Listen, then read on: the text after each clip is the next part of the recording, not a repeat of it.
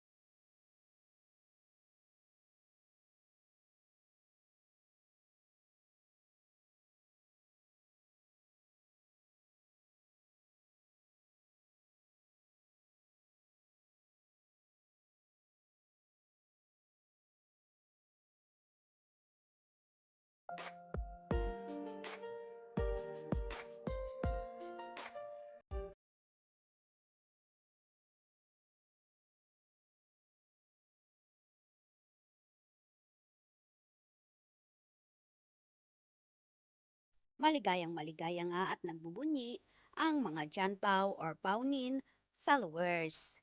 Mga kascoop, anong inyong magiging reaction sa video na ito? Comment below.